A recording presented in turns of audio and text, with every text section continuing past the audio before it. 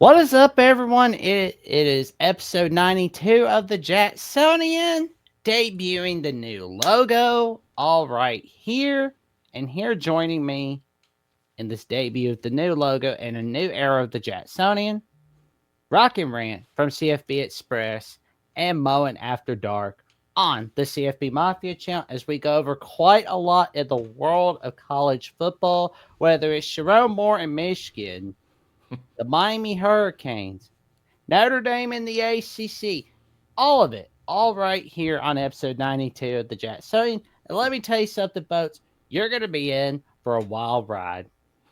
How you doing today, good buddy? I'm definitely dizzy, man. It's been a crazy few weeks in college football.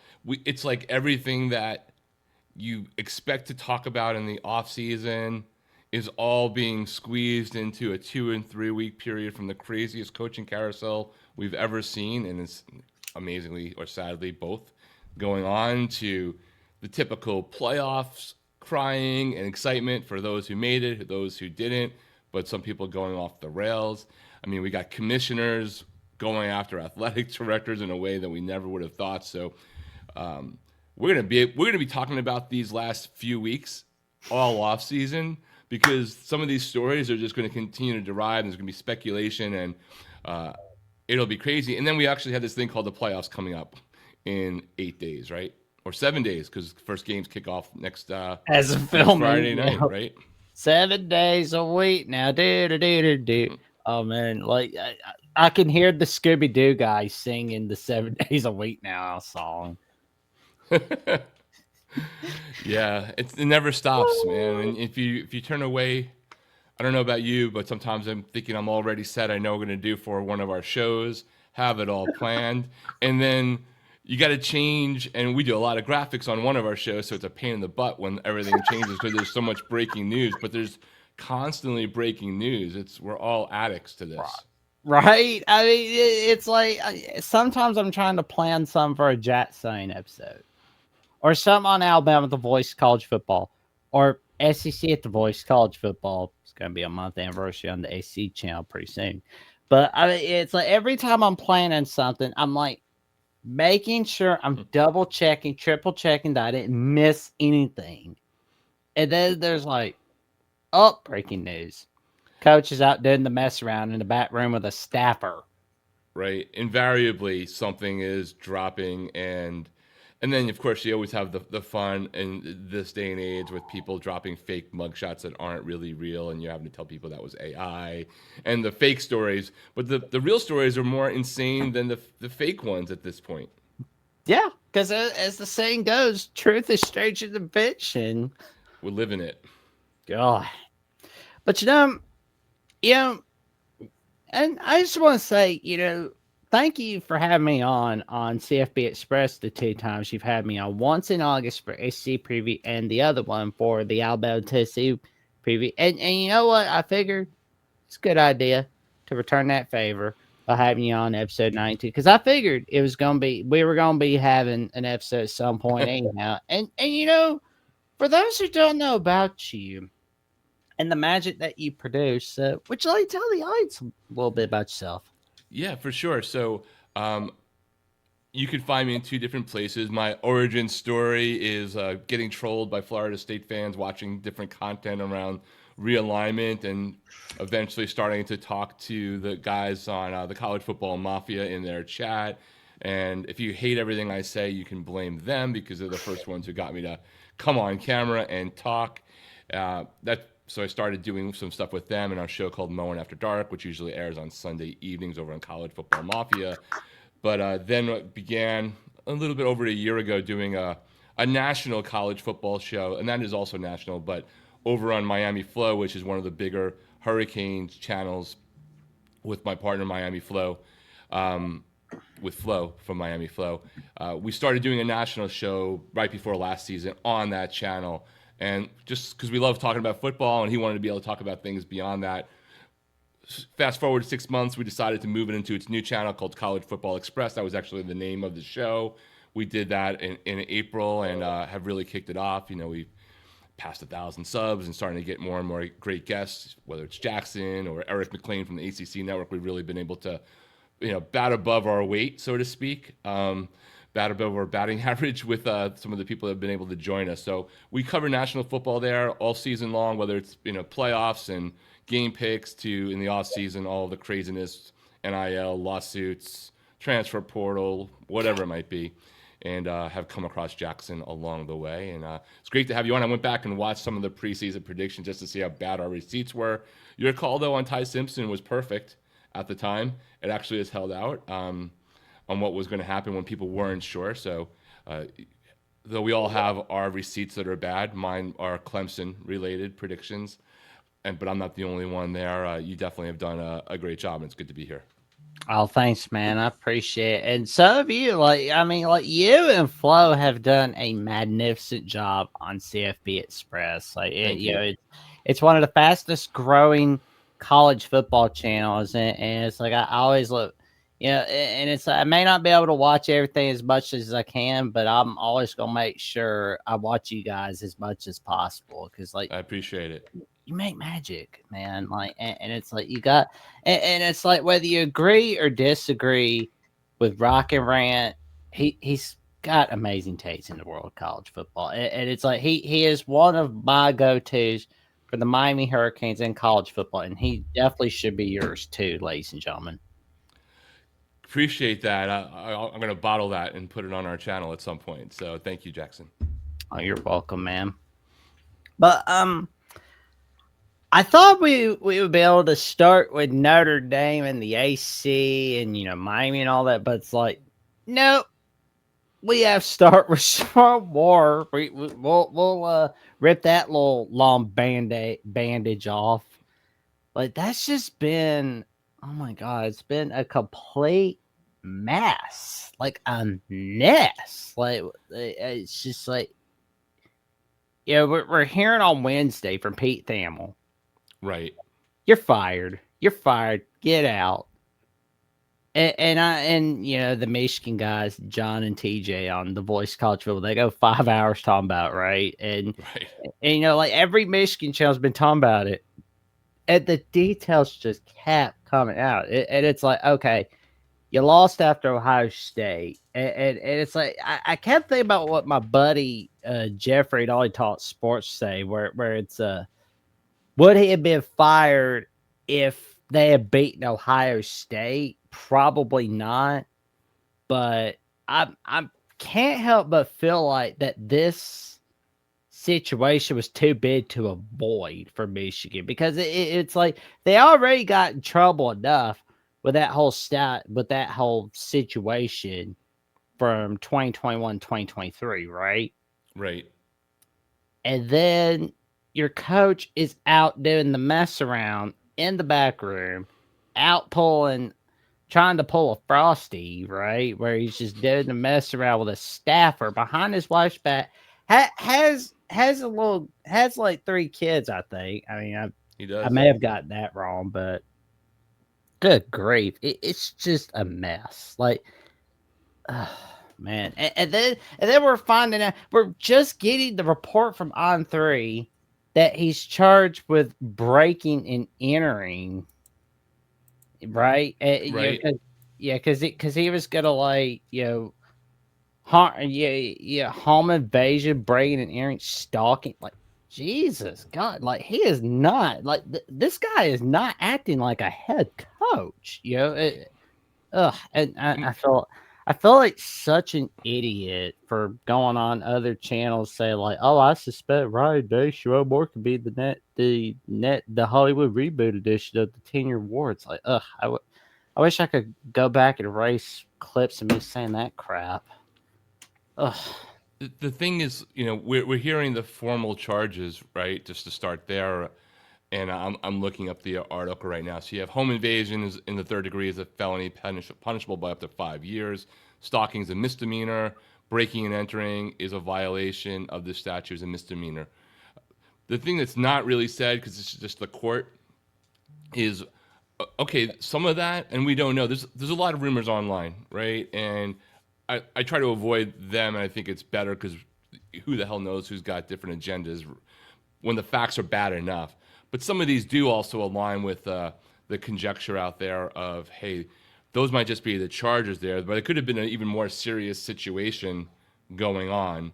And there doesn't mean that we don't know that there won't be additional charges as more evidence comes to light. That could just be the first round, whether he had such a complete and total meltdown, breakdown mentally, maybe causing trying to threaten harm to others beyond that.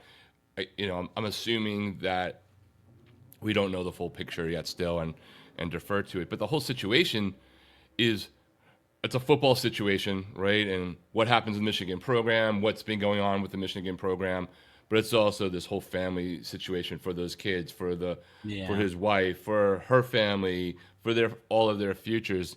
And what's started off as, hey, fired for cause, dunking probably a lot of people on Michigan, I'm sure there still are, turns into this other thing of, you might want to just be cautious to some degree about what you say, because if something else comes out, you might be sitting there with your own receipts and you might feel bad about your own take. Some people won't care.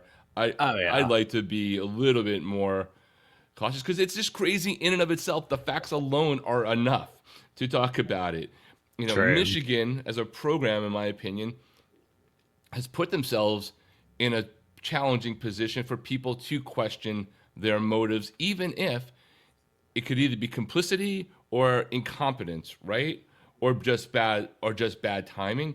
But they have no bank account with the general public outside of their fan base because of everything under this current athletic director, from the basketball side with Juwan Howard, to the Jim Harbaugh situations, to the Connor Stalling situations, to the show causes, to all of these various things. So then you drop this in, people are of course going to go, wow, the timing is really interesting. It was signing day last week. Ohio State game was 2 weeks ago.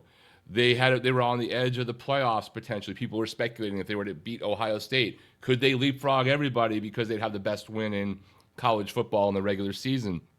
So I understand why people go there. I tend to, until there's evidence, and I've been in big corporate environments before. Having suspicions, having reports is not necessarily the same as having the evidence to get somebody fired out of a contract, right? It's not what you know, it's what you can prove. It's what you can prove. Could you even get away with putting him on suspension with pay? Like, maybe in hindsight, while the investigation was hot, but we don't know yet. I have a hard time believing Ward Manuel in anything right now, personally, as an athletic director. The Michigan is in an interim president phase right now as well. Their president was supposed to have left last year, was supposed to go to Florida. That's this whole other situation, how that got rejected. But they do have an interim president. Not every interim president is necessarily empowered to do every decision, as much as being a caretaker running things on. What did the board know?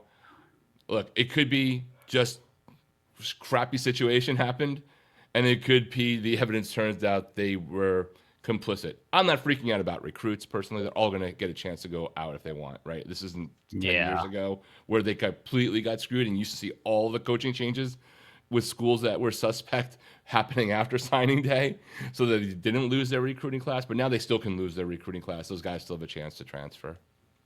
Well, and I was like looking at Bearmont Warder, where he said that he has gotten out of his signing with Michigan, but where it's like a 3-star lineman, if I'm not mistaken. Oh yeah. Well, I mean, he's still a hell of an offensive lineman. Yeah. But Malachi Toney from Miami is a 3-star. So I'm not. That wasn't a shot. It's 3 stars. You never know. There's a lot of 2 stars who've had pro careers, but he's just the first of somebody who seems to have made a decision to possibly, or has decided to leave Michigan because Sherrone Moore is out. Well, and I wonder what this means for Bryce Underwood as well. It's like, because it's like, I mean, I'm sure he's still staying at Michigan for 2026 and 2027. But, it's like, it's a wait and see moment right there. But if that were me, I would jet out of that bad situation. Look, he certainly could probably find a home with the school that he was committed to, who now has this guy named Lane Kiffin as their head coach. who is known to do good things with quarterbacks. That certainly can be a thing. I know that On3 reported that his contract with Michigan does not include a buyout.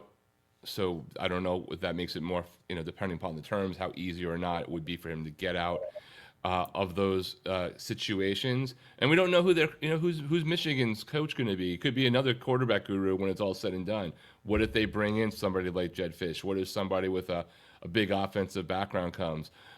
I don't personally buy the Kalen DeBoer things, but what if Kalen DeBoer somehow loses to Oklahoma and Alabama fans are more than happy for him to leave, whether that's a Oh. right or wrong decision? I don't I'm necessarily. gonna be I'm gonna be Commenting. so pissed if DeBoer does leave Alabama for Michigan. Like not so much at DeBoer, but some of our fans really, if that were to happen. Because because it's like because it's just like anytime I've gotten text messages or when I've talked to certain people where it's like you gotta be more mad at DeBoer. It's like why?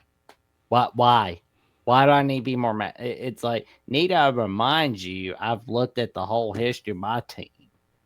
Y'all are just like using it as a fashion statement. Like, Yeah, I mean, you guys, Alabama fans, have an amazing history, and then you had the greatest head coach to ever do it come in, right? right? But I'm old enough to remember the guys who came in between the guy with the hat and the Oh, guy who's the goat, yeah, and it wasn't that pretty. man. Yeah, I mean, like the Bear Bryant era, awesome. And like before we had, I mean, we had some guy named JG Whitworth who couldn't get more than 2 wins at Bama. I mean, y'all want to talk about bad? That was bad right there. Like, oh my god, like, and some of the Bama's like, oh my god, 2 losses, that's bad. It's like, have you ever really seen a bad year? Did you forget what the Sheila era was like? Did you forget what the DeBose era was like? I mean, DeBose was basically Sherrone Moore and Bobby Petrino before Sherrone Moore and Bobby Petrino doing a mess around with a secretary. But then all the reason why he basically stayed on was because 1999 winning an SEC title and all that and upset Florida. Especially when you call Sean McDonough to lose his puberty voice over Sean Alexander scoring that those amazing touchdowns in the swamp. Yeah, listen, when another bona fide blue blood is rumored to want a blue blood's head coach, the team who has that coach and their fan base should probably look at it as a validation of a less unbiased view of your coach and what they've done. It's not like he's trying to find an exit hatch to a lower Big Ten thing. I don't even think he's looking necessarily, No. and I think Alabama has a very strong chance of beating Oklahoma in 7 days anyway. But in the Yeah. meantime, everyone's going to be talking about it. It's adding a distraction. At a minimum, if you're an Alabama fan, then Michigan, you're catching strays on the speculation zone, right? For your coach as a distraction, and no matter what anybody says, it is a distraction. It doesn't mean that the Crimson Tide can't manage that very well. But it is a thing. It is a reality that people are wondering about.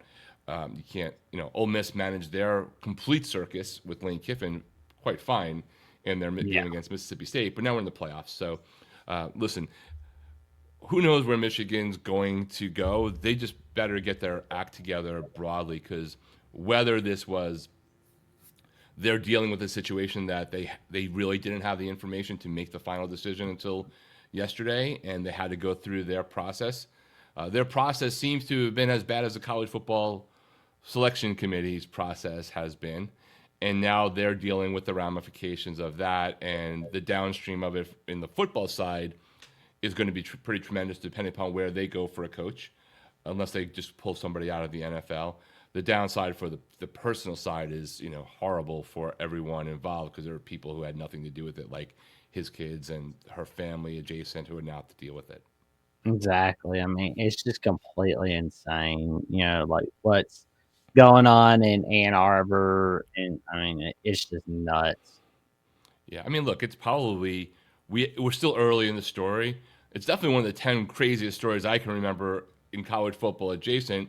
whether it's how high it eventually goes or is, I mean, it's not Aaron Hernandez, but that was also after Aaron Hernandez left, right? Yeah.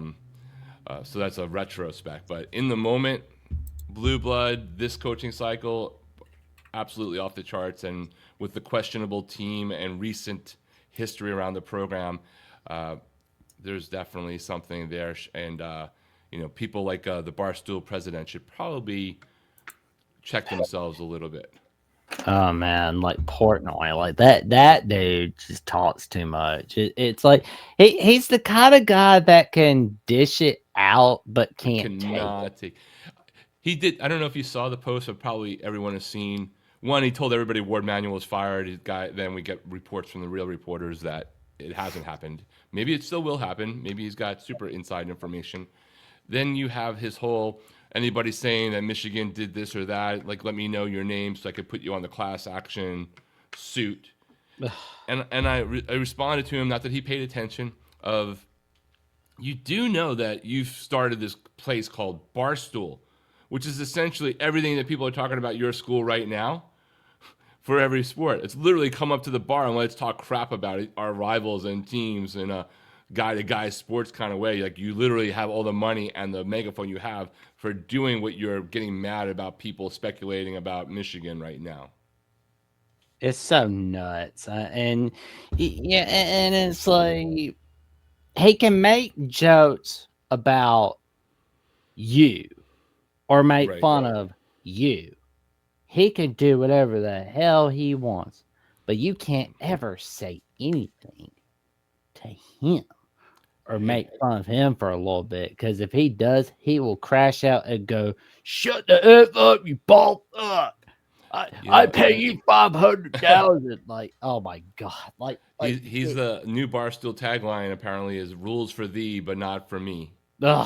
It's like, now, don't get me wrong, and it's like maybe I'm being a little too hard, and it's like maybe I need to like get to a point where it's like, hey, come on into the Jacksonian, Portnoy, and just be like, because maybe I'm wrong, maybe I'm being too hard, but at the same time, it's like when you base your whole career on not taking any guff from anyone, but then 5 seconds later somebody says something you don't like, you get all offended and get all pissy. And he acts more like a teenager than he does a grown man, really, because And he's, if you get so much more credibility to have the kind of rants that he does when you're able to also at times selectively even turn the spotlight back on your team or turn the mirror on yourself. 6 weeks ago, whatever it was, I don't almost intentionally don't specifically talk about Miami as if it's a Miami channel on College Football Express because we're trying to be national and trying to not be that way. But sometimes Miami is the story, right? And I went off on Mario after SMU about the conservative play calling because for weeks Miami fans had been mad about it, and the A gap for life was kind of a T-shirt meme that was going on because we're just going to go right up the middle every single time, and we were getting dismissed. And then they changed the offense after, right? But I went off on it because my team was sucking, and it wasn't a drama like we're experiencing with Michigan. But people at least will know that yes, I'm a Miami fan. I have a bias for sure, but I will go after my own team when I think it is warranted, and I'll give praise when it's there. So I'm not. I have the filter, but I'm not blinded by it. And hopefully it gives credibility when I go off that I'm not always. I can acknowledge that Notre Dame fans have a very valid argument about how the process and the rug pull worked. I agree with them. It never should have been that way. There never should have been that gap. I think now I can argue that their AD and coaches should have been telling their players all along, "Hey guys, like this is a thing, but don't pencil in your travel plans for December 19th or 20th. They should have done that and been responsible. But I think as a fan, I think if I were on the other side and anybody else reasonable would have been pissed even if the outcome might have been right, and even if they then eventually turned their ire from really about a Miami Notre Dame thing to more of a conversation around Alabama and the SEC and Notre Dame. So, and then come back the next day and go, your AD is out of control. You guys are crying about the Bulls and all this stuff is a terrible, terrible look. You deserve Yeah. all of the quit like a champion memes that are going on because you're not handling your stuff professionally over your disappointment. And you're taking it in a way that you had this moment of a moral high ground with most normal college football fans, even Miami fans who don't like you and other rivals going, man, that's kind of a raw deal. Even if the answer was right, you had that sympathy. You could have probably led the change to the things you don't like about how those happened. And then you went to the other side and lost all of the credibility and basically became an albatross to the point you have Brett Yarmark, the Big 12 commissioner, calling out your AD on stage. Yeah, and it's like, even though where it's like, if you're mad about your situation, like, yes, you should be mad and you should do the whole F you and slam the door in anger and Absolutely. have your girlfriends tell you how perfect you are, right? But here's the thing, though. Not playing in a bowl game where you're like, oh, we're opting out of this. Because, I mean, don't get me wrong. I do like that they're like, oh, we're taking millions of dollars out of ESPN. I do like that. But at the same time, however, you're screwing your players, you're screwing your coaches out of one final game for the season, and you're screwing yourself by not giving yourself a chance to show the committee, hey, you're wrong, and we're going to show your asses how wrong you are in the Pop Tarts Bowl. But you also hurt the city of Orlando in this case, right? yeah, For the revenue they would have gotten from Notre Dame fans. You screwed your team from a chance to be in Orlando, which I don't know. Is it me? Is that part of Florida a recruiting hotbed? I don't know. I think it might be. You took out 15 practices. Remember, spring practices no more than 15 practices. You had 15 potential practices that you could have done, even if you had a lot of people hitting in the portal. I think it. I get it, but I think it was a mistake. yes. It's like, and you know, it's like getting mad at Miami and Alabama is going to get you nowhere, and you know, vice versa. You know, where it's like, I think like all three teams should just been like, you know what, we're going to confront the committee about this, and I think at the same time, Notre Dame, what I really think they should have done is just have like the 10 game winning streak, air all those games on your Notre Dame channel on YouTube. Make it free. Right. Like, make sure it's free. Like, do that, you're good to go. That, because it's like the ACC Network. You're constantly airing 2025 Notre Dame Miami, right? I mean, like, Notre Dame should have done the same thing, but they didn't, because they were like, we're in. Our winning streak speaks for itself. Yeah, no. But You got, but that was all the Streisand effect. You know how few people were watching the ACC network reruns of those games? The drama around the airing of it actually made you put a light onto something that nobody was paying attention to. And yeah. so therefore people then realized that the head-to-head matters, right? It actually played into the narrative. If you just would have ignored it, and then remember, the ACC network games are not even published for their ratings because of what the audience is. And yes, they replaced it with whatever repeat of something that would have been on that would have had like 3 people probably watching it at that time. Outside of their live programming, which people definitely watch, and they do watch games there when there's the ACC network, but it's pales comparison to the SEC network. You just actually helped the narrative, right, by doing it. And I don't have access to the ACC contract with the scheduling agreement and Notre Dame, Yeah. but the bylaws don't say anything about it. And if Notre Dame athletic director called Jim Phillips a week and a half ago complaining about it, and there was some contractual thing about how they were violating it with the social media posts as an example, do we think the ACC lawyers and Jim Phillips got reminded of their obligation and then decided to keep on going with it? I don't think so. No. You know, I find it hard to believe that there's some backdoor path now out of the airing of the stuff and the social media coverage on the ACC football channel on Twitter, which got bigger because of Notre Dame complaining about it.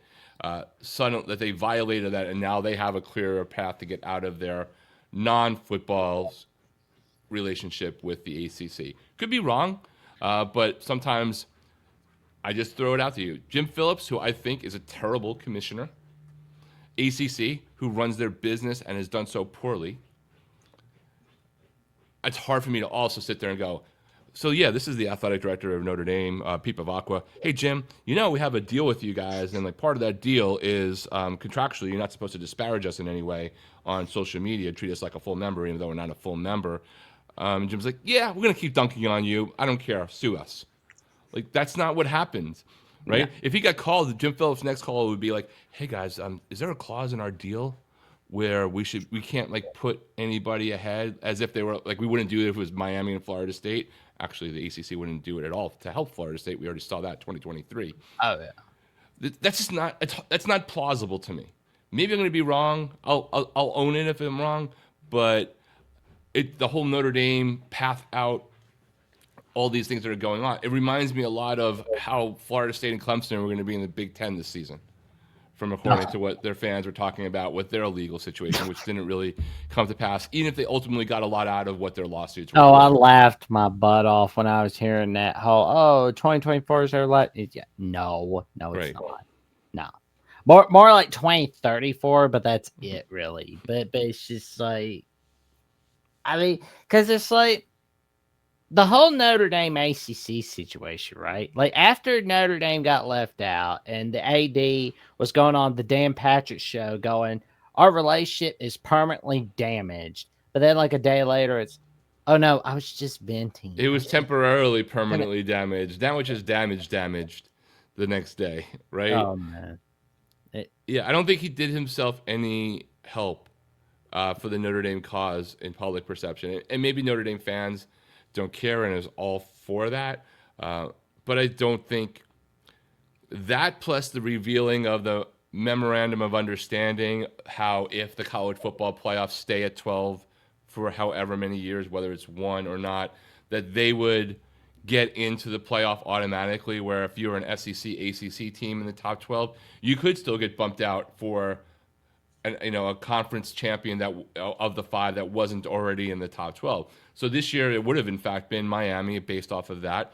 Next year it could be Ole Miss, could be Alabama, right? Yeah. What if all four of the Power Four conference champions are well established? They're all in the top 10. Alabama's at number 12, or Georgia's at number 12, or Ohio State. Julian Saying gets hurt, but they're still a great team. They're at 12. Or they're at 11. And yeah, let's make it 11. And Notre Dame gets the 12th spot. They're guaranteed Boise State as the Mountain West champion next year. Let's make them the possible one. Well, they can't bump Notre Dame out. So Ohio State, Texas, Alabama, you guys are at number 11. Sorry, Notre Dame has their own set of rules. One, ridiculous. Two, what are the playoff commissioners, the people running it, which are the Greg Sankeys, the Jim Phillips, the Yor Marks, the Tony Petittis, and others? Why? Why would you do that? Can your imagination not have thought of scenarios that this could boomerang back and piss off everyone? And what they've done is essentially resurfaced to everyone the different rules that Notre Dame has. And I acknowledge that their fan base and their history in college football has earned them, and they use that. They've been able to deploy that capital, right? But now you have this situation where everyone's like, but why is this in a world where, why would Notre Dame get in, but if the same thing happened and it happened to be an SEC team or a Big Ten team, they wouldn't. They would get bumped out to favor Notre Dame, even if that team was ranked ahead. Oh, that would be like the end of conference championships afterwards, where they're like, no, we're going to go ahead. But that doesn't even have to be a conference championship, because this year, right, it could have had, it just so happened that Alabama made the conference championship as a 9th or 10th ranked team, but it could have been Alabama and Georgia were 4 and 5. The SEC championship game happens no problem, right? And Texas A&M could have been 11, right, as an example. Next year, figure whatever, Georgia, whoever else. Like the championship game happens, no one has to worry because the two SEC teams are in the top 5, but the third, fourth, or fifth SEC team happens to occupy the 11th spot. Notre Dame happens to be the 12th spot. And the fifth best conference champion has to move in. What if it's again like this year? ACC and the G5 are neither of them are in the top, right? And you got to have 2 teams bumped out. What if you had I don't know, you had Notre Dame at 12, Texas at 10, Ooh. Ohio State at 11. Oh God. You still have the conference championships. The fourth one is at number 13. The fifth one is at number 27. They got to come in. So you now bump out the 10 and 11 and Notre Dame gets to stay.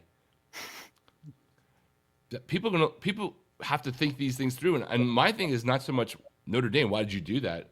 My thing is, what are the other guys thinking about? What leverage ultimately did you have for Notre Dame to put that on you? And yes, it is not a formalized, formal contract, right? Memorandums of understanding are not that. Shout out Wisconsin. Xavier Lucas, MLUs are not contracts until you pay somebody. But why would they even approve that? That boggles my mind more than anything. And that is on everybody else. That's not, Notre Dame is the one we're watching. It's all the powers that be that agreed to it. Yeah.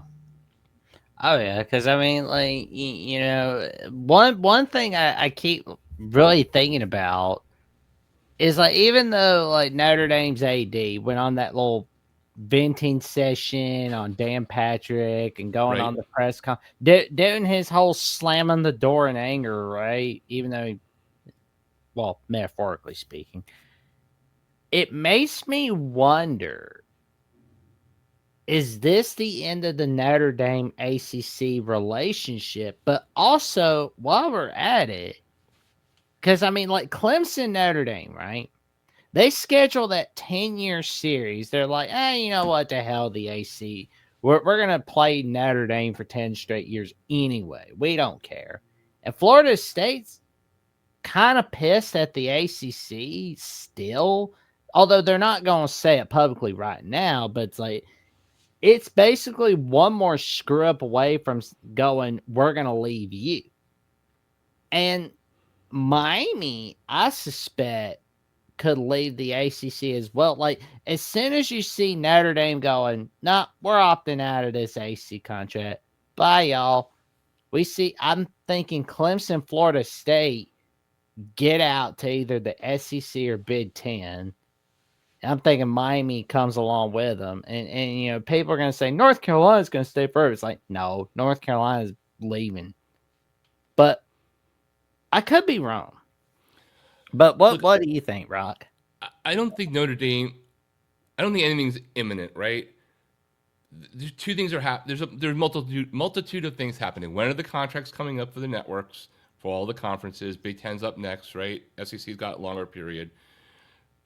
I don't believe the Big Ten would do a scheduling agreement with Notre Dame right now, right? Because they've basically alluded to that. Like, they don't want, we'll take you in a second. They would take them in a second, but they're not going to park all of their sports, but not football. Big Ten's not going to do that. I think the SEC might, in theory, do a football scheduling agreement, but not the other sports. Because I don't think Notre Dame would bring all the rest of their sports to the SEC. It doesn't match their alumni-based profile, right? Having a football game, go play Arkansas, have the home and home with Texas A&M, great. But I don't see them doing that, though. I think it's possible the SEC would try to do a scheduling agreement with Notre Dame because it's a value prop and there's a recruiting profile there. But they still would have to then put all the rest of their sports in whatever, the Big East, and the Big East doesn't sponsor all the sports that Notre Dame does. And I think if you do that, I don't think the Big Ten's going to take a miscellaneous sport that the Big East doesn't do. So you're going back to an era where you might have to have a few teams in the different conferences while you keep your football independent. Clearly, I mean, I don't think we can assume that the Brett Yormark shot at Pete Bavacqua means the Big 12 wouldn't do something because today's enemies are tomorrow's friends. But again, that doesn't really match up for where Notre Dame's, they are a national brand, they have a national alumni base, but it is not necessarily in the hardcore parts of where a lot of the Big 12 is. So I think it's still a shotgun marriage, so to speak, with the ACC because it's like the place that will do it and the fit. I think it was interesting that Bavacqua, and this is one of the wild things, right, that people don't know. Bavacqua made a very pointed point multiple times that this wasn't really a Miami Notre Dame issue to him, and mentioned that relationship with Dan Radakovich, who called a friend a couple of times.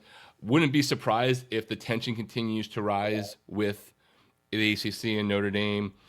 Knowing the history of the Miami Notre Dame relationship, by the way, how expensive, even though the fan bases, the AD might say thing, South Bend tickets from Miami Notre Dame next November are going to be super expensive. Get yours now, just because of the drama around all of this. Even though half the players will probably have changed by then, I wouldn't be surprised if Miami and Notre Dame did something alongside what Clemson did with Notre Dame, their own scheduling agreement that guarantees it. The ACC is already committed to having Notre Dame within their scheduling agreement play Clemson more before that new extension happened, play Miami, play Florida State more to help them.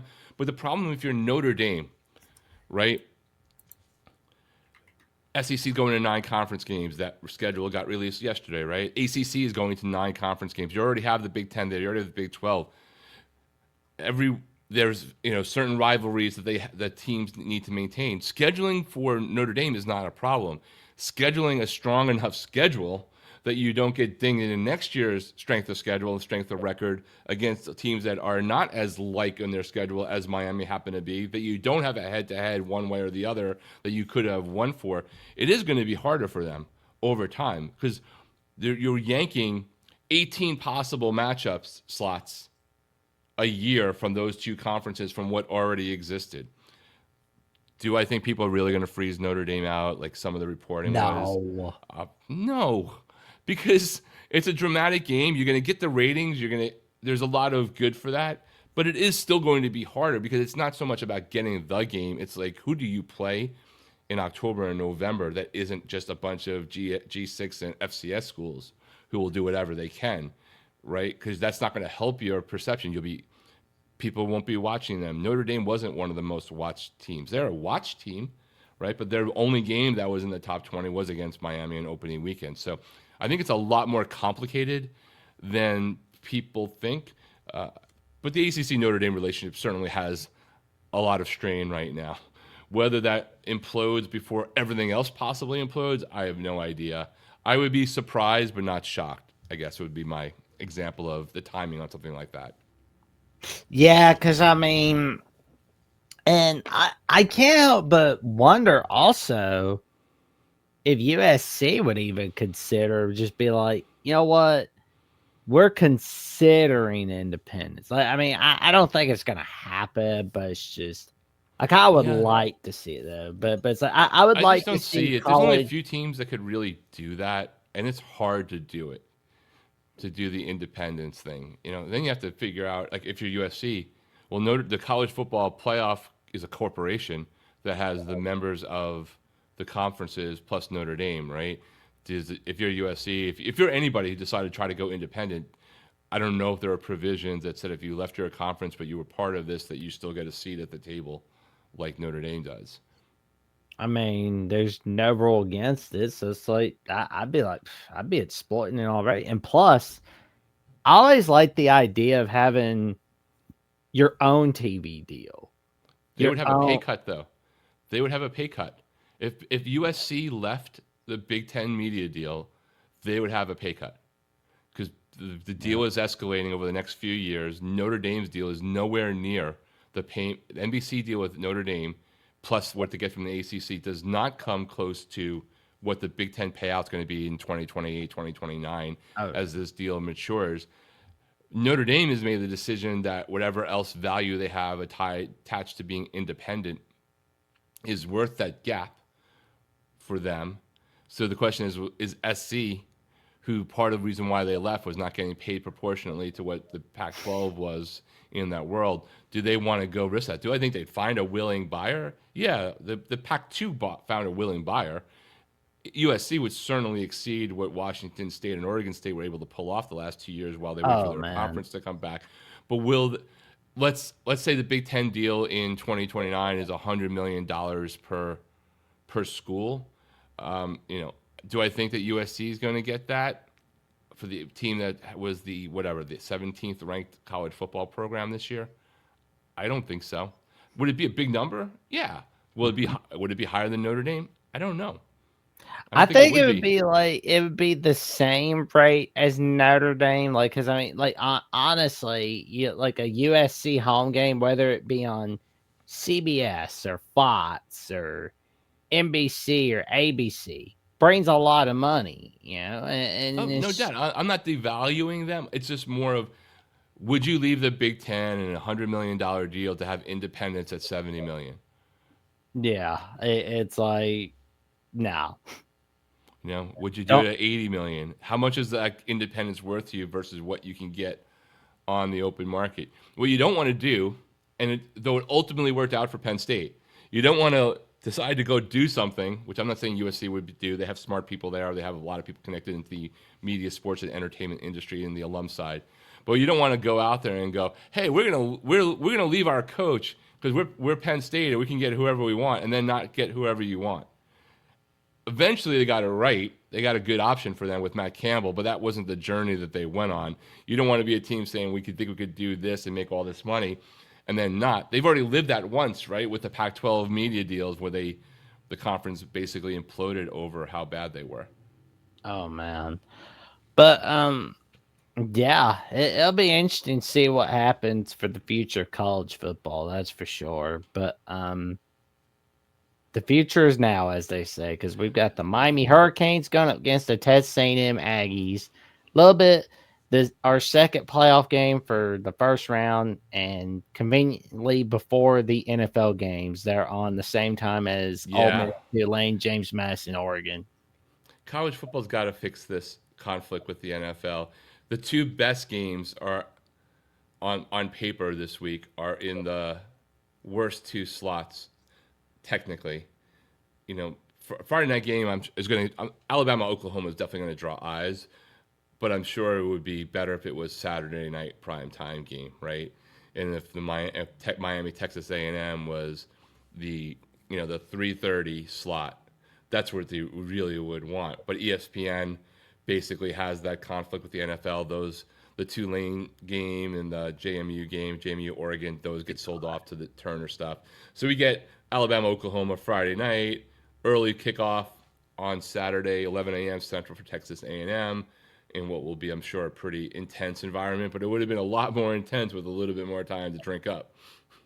Yeah, I mean, it's like, I don't know why, a lot of people in college football these days are like, well, we don't want to piss off the NFL. It's like, no, the NFL should be afraid of pissing you off because they get all their players from you, not the other way around. Yeah, but if I'm not mistaken, last year there was a game or two where the college football playoff went up against the NFL and they got crushed. I Yeah. think that the network ratings. I think it's not about being afraid of the NFL and pissing them off. It's about going up against the NFL and not delivering the ratings number, which is Oh, why I think that's more of it that's why ESPN did what they did. No, I'm sure ESPN has some part of not pissing the NFL off by keeping those games against the NFL, and even more so now with the acquisition of the NFL Network and the investment in ESPN, which is that's a lot of the reason why people would have thrown out of let's move the season up a week. Start week 1. Week 0 is week 1. Maybe week -1 is week 0. Whatever it may God. be. Do you move Army? Do you move Army Navy up to that week so that it's still the only game by itself, and that way you can start the playoffs sooner? Like those are all TV business questions, things that us as fans used to not and didn't have to really care about. Now it has dramatic impacts on our enjoyment or where our team gets to play and what time and what channel do you find them.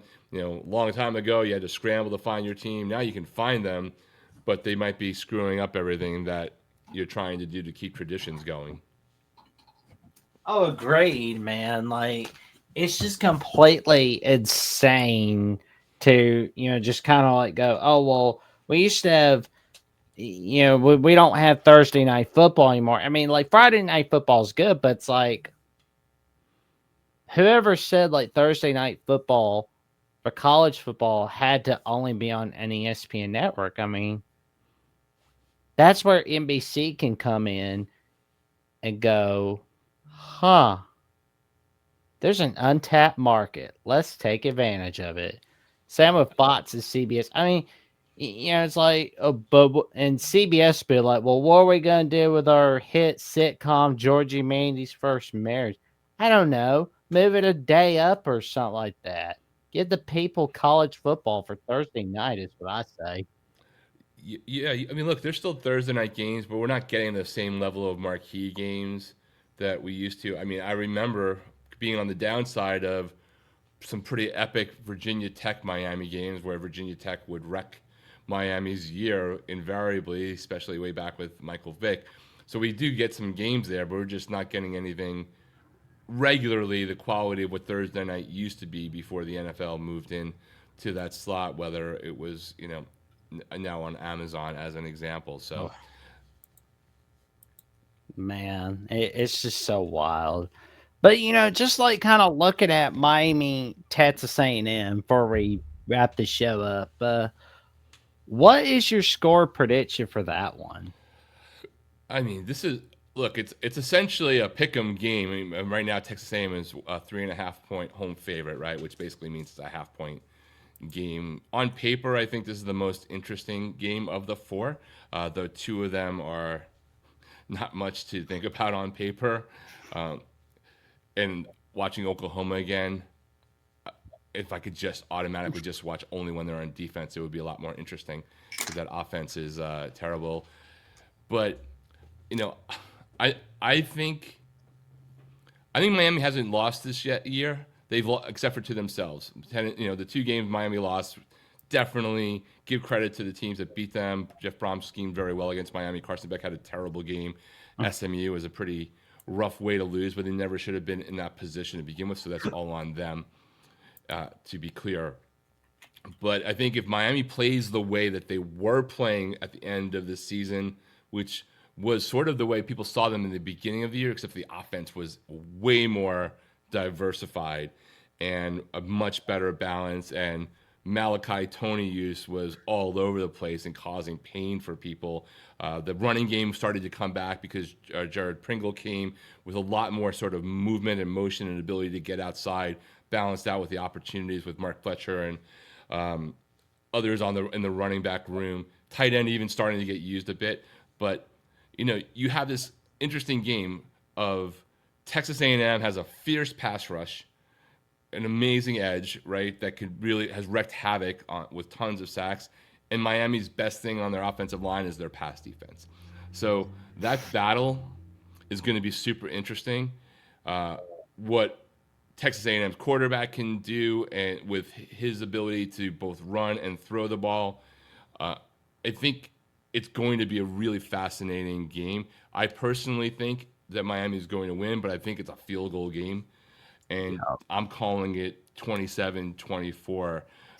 But I'm not betting that game. 1 point off my prediction. I am not betting that game. I am going to enjoy it. I'm going to hope for it. I would love to meet up with Ohio State as a Miami fan in Jerry's World in the Cotton Bowl after that. I'm not. I think the Kyle Fields advantage is tremendous for sure. The fortunate thing is a bunch of Miami players have been there. Miami did play Texas A&M on the road a few years back. Some of the older players that have stuck around have been there. I know it's not the same. Most of these players, except for the transfer portal side and the new class, got to experience a more hostile road environment than they did this year to open the season the year before when they went into the swamp and beat the Gators. So I'm not so worried about that, but to diminish the home field that Texas A&M has there in College Station would also be naive. But I think that they can. I'm not too worried about them handling it.